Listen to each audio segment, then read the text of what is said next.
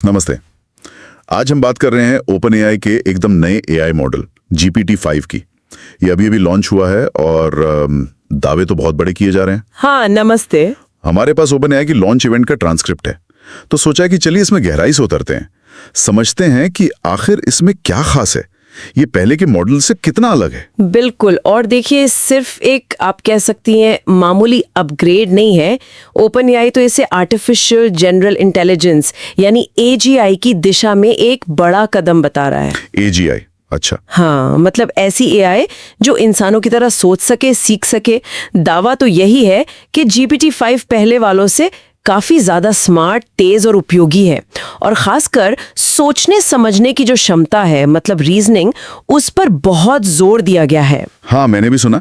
Sam Altman ने तो इसकी तुलना एक PhD लेवल विशेषज्ञ से कर दी, वो भी किसी भी फील्ड में मदद के लिए तैयार। हाँ, बिल्कुल। जबकि याद है GPT-4 को उन्होंने क्या कहा था, कॉलेज स्टूडेंट जैसा। हाँ, कॉलेज स्टूडेंट। तो कॉलेज स्टूडेंट से सीधे PhD लेवल, ये तो बहुत बड़ा दावा हुआ। अब खासकर ये देखते हुए कि चैट GPT के मतलब करीब 700 मिलियन साप्ताहिक यूजर्स हैं। इतने सारे लोगों के हाथ में PhD लेवल की AI है, तो ये बहुत बड़ा दावा। और इसके पीछे जो तकनीकी वजह बताई जा रही है वो भी दिलचस्प है।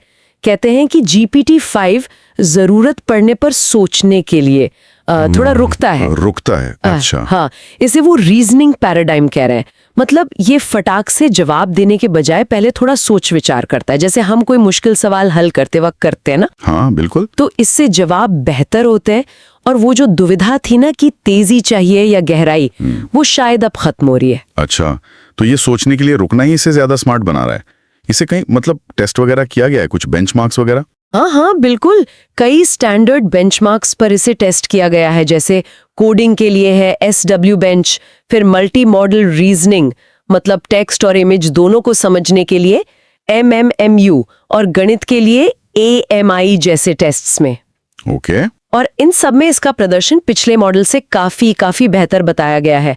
और एक और जरूरी बात, वो जो हेलुसिनेशंस वाली प्रॉब्लम थी, हाँ, मतलब AI का मनगढ़ंत बातें बताना। एग्जैक्टली, उसको कम करने और ज्यादा भरोसेमंद जवाब देने पर भी काफी काम हुआ है, ऐसा दावा है। लॉन्च में कुछ डेमो भी दिखाए गए थे, वो तो कमाल के थे। हाँ, मैंने भी देखे। जैसे वो एक कमांड पे पूरी तरह से फंक्शनल वेब ऐप बना देना, जैसे वो फ्रेंच सिखाने वाला ऐप था, या फाइनेंस डैशबोर्ड। हाँ, वो वाकई प्रभावशाली था। या फिर वो जटिल साइंटिफिक सिद्धांत जैसे बर्नौली प्रभाव, उसको समझाने के लिए इंटरैक्टिव विजुअलाइजेशन बना देना।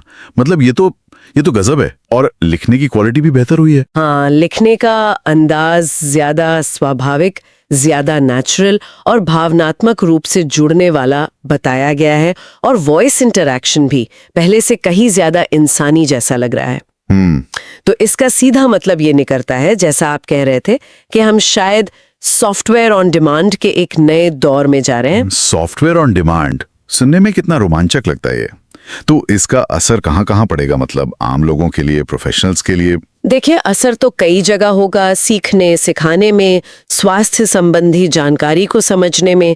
एक उदाहरण दिया गया था कैरोलिना नाम की कैंसर रोगी का। हाँ, मैंने पढ़ा था। जिन्हें अपनी मुश्किल मेडिकल रिपोर्ट समझने और इलाज के बारे में फैसले लेने में इससे काफी मदद मिली। यहाँ तक कि जिन लोगों को कोडिंग बिल्कुल नहीं आती, वो भी इसकी मदद से कोड लिखवा सकते हैं। अच्छा, ये तो कमाल है। और सुरक्षा के लिहाज से भी एक नया अप्रोच है, सेफ कंप्लीशन।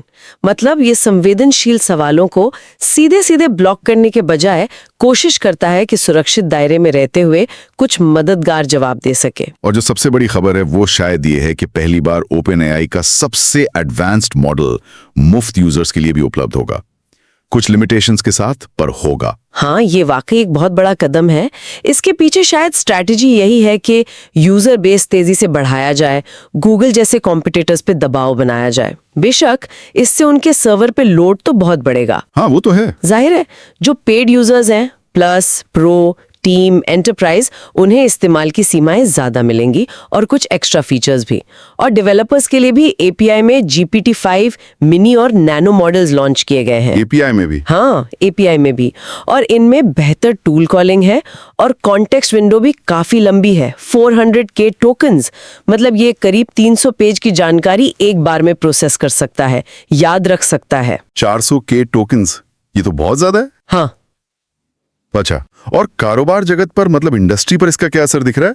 कोई उदाहरण? हाँ बिल्कुल, बड़ी कंपनियां इसे इस्तेमाल करने भी लगी हैं।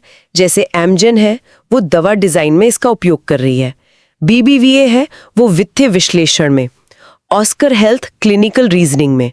और ये सब कह रहे हैं कि ये मौजूदा मॉडलों से बेहतर है।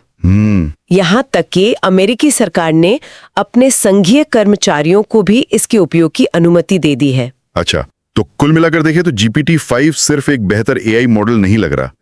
ये तो जैसे हमारे काम करने, सीखने, कुछ नया बनाने के तरीके को ही बदलने की क्षमता रखता है। हाँ, लगता तो ऐसा ही है। ऐसा लग रहा है कि AI अब पहले से कहीं ज्यादा पावरफुल, ज्यादा सुलभ और हमारे डिजिटल जीवन में और गहराई से जुड़ने जा रहा है। निश्चित रूप से। और अब सोचने वाली बात ये हो जाती है कि जब इस तरह की PhD स्तर के विशेषज्ञ जैसी क्षमताएं इतनी आसानी से इतने लोगों के लिए उपलब्ध होंगी, तो इंसान और AI के बीच सहयोग का भविष्य कैसा होगा? हाँ, ये एक बड़ा सवाल है। और ये AI के खुद को ही बेहतर बनाने की रफ्तार के बारे में क्या बताता है?